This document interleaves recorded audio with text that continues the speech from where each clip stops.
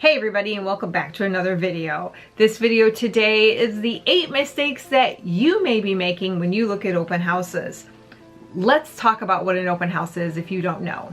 Basically, an open house is, as it sounds, a house that's open during a specific time period.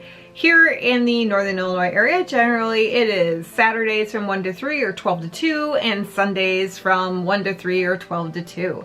Sometimes you'll see a twilight open where it's like 5 to 7 on a Thursday or a Friday. It just depends on your marketplace. During this time, houses that are up for sale that want to get some attention or possibly an offer quicker will open up and have a realtor sit there. The people that own the house will not be there. The realtor is there holding the house open, making sure that everything is safe and secure for the people that own the house. You should go into an open house and see at least 2 realtors there. It's not safe to have just one, so you should have at least 2 realtors there. And they are there to answer superficial questions as much as possible without giving away agency, meaning that all of a sudden they've told you something specific about the house and now they're beholden to you. That can't really happen, and it should. So you as a consumer want to come in and look at a house. You want to make sure you're doing the right things so you get an idea about what the house is really like before you decide whether or not you're going to place an offer on it. So let's get into the mistakes that I've seen, and hopefully you learn from it and don't make these same mistakes yourself. Number 1, not asking questions. Often I will hold an open house and people will walk in and I will tell them a little about the house. I will give them a sheet of paper that talks about the house, and I'll just watch them wander from room to room and then just kind of walk out. And you can tell that they're thinking about things and they have questions, but they're too afraid to ask me anything because they don't want me to get into a conversation about the house with them. Don't do that. Ask your questions. If I can't tell you the answer, I'm going to be plain with you and tell you I can't tell you the answer. If I don't know the answer, I'm going to do the same. I might try to find out the answer, get your information, get your agent's information. I'm going to try to help you, because in the end, I want everybody that I'm representing at an open house to make sure that they get their house sold. So why not just ask the question? Don't be afraid to ask questions, and don't be afraid, period. If you're in somebody else's house, you shouldn't be afraid to ask anything. Number 2, when you go into somebody's house, usually there's foot covers or they tell you to take your shoes off. This is for obvious reasons, and especially during COVID, you want to make sure that your feet are covered. So either you bring your own shoe covers or you bring shoes that are like slip-on so that you can take off your shoes to walk in the house. Make sure you're not wearing big, huge, knee-high boots that take 4 hours to put on, Doc Martens that you can't slip on and off, from my own experience, or any type of like shoe that's got 5,000 laces. You should be able to just walk in the house, take your shoes off, or put on the shoe cover really easily and move about the cabin. So I just highly suggest that you wear easy to navigate shoes. Also, if you are someone who has a lack of balance or problems putting on shoe covers or bending over to put on shoe covers, you can ask the realtor there, hey, can you help me? Is there a chair? Make sure that you ask them. That's what they're there. They're there to help you. So if you've got a problem, just let them know. Number 3, not being expected to, not being shocked when somebody says, hey, we need you to sign in. Okay, here's a few things. Number 1, yes, we want to sign in because we want your contact information. Why do we need your contact information? Well, of course, whoever's doing the open house is doing it so that they can maybe get seller leads or buyer leads or sell the house. So if you're coming in and signing in, they've got your information in case you have questions, and they can possibly represent you in selling the house to you. Or in like today's climate, you kind of need to know who's coming in and out because we're in the middle of a pandemic.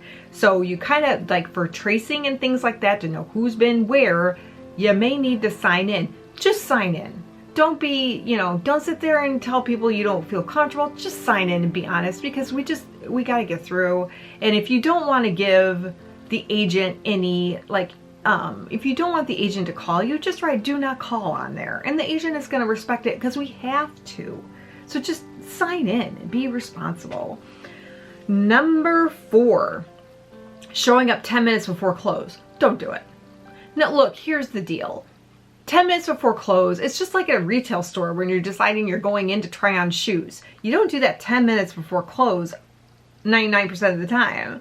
So why are you going into somebody's house 10 minutes before they come home to look through their house to decide whether or not you're even going to buy the house? Give yourself 15 to 30 minutes to go through the house. Make sure you're giving yourself enough time, that you've spaced your time out appropriately. 10 minutes isn't a lot of time.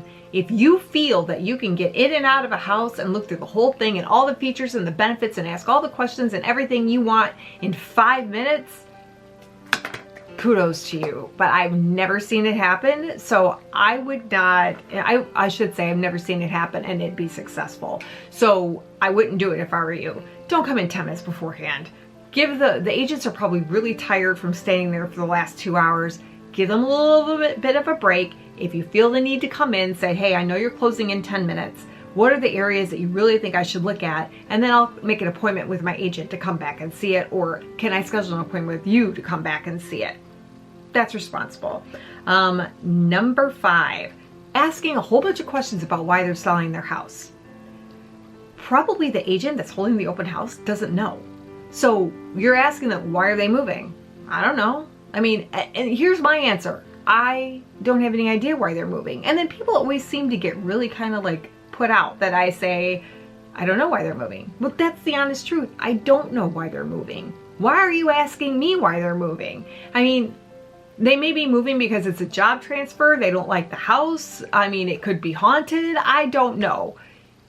It's kind of like useless for you to sit there and ask that agent holding the open house why they're moving. And if it isn't useless, it's usually, if it's like a job transfer or something, it's usually in the MLS that they've got some sort of job transfer. So again, if you have an agent, you can ask your agent. Number 6, speaking of your agent, not bringing them with you. Okay, so this is my rant.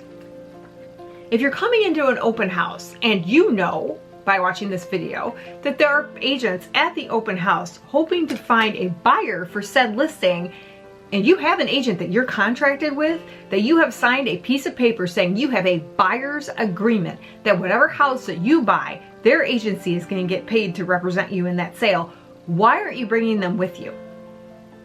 That's their job. I really encourage agents and people who work with their agents to go to the open houses together so that you can use it as a listing appointment. You can, it saves time, it saves trouble. Just go with them. If your agent refuses to go with you to open houses, then I would really have a talk with the agent about your recommendation and like what you think is happening or what type of relationship you have. Now, this is just my rant. Other people may disagree, but that's just me. I mean, bring your agent with you. And predominantly when they come in, just FYI, if the agent comes in and they give a card to the person opening the open house, they're oftentimes, I'll step out. The agent's a licensed agent and they can represent you in the sale of the home and they can walk through the house. Oftentimes I'll step out and give you and your agent the house to yourself for 15 minutes so you can treat it like an appointment. Just ask. That's all you got to do is just ask. Number 7, lying about having an agent. Don't do it. I mean, come on. I will tell you right now, I can tell if you're lying a mile away. I mean, I can see it in your face. If I sit there and say to you, hey, who's your agent? Or do you have an agent? Or are you contracted with an agent? And you say, oh yeah, it's Mary Burns. I can pull up my phone in 2 seconds and I can type in that person's name and I can find out where they're at. I can easily text them and be like, hey, Susie Q's here. And they'll be like, what?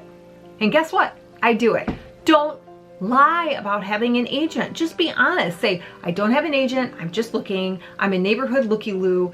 I'll tell you right now, when I have neighbors that come in and they say, I just live down the street, I'm like, have at it. Because, take some of my information if you ever need it. Whatever. Just don't lie. Don't lie and say you have an agent when you don't have an agent. Just don't do it. It's just be honest. Don't do it. And number 8, not treating it like an actual showing.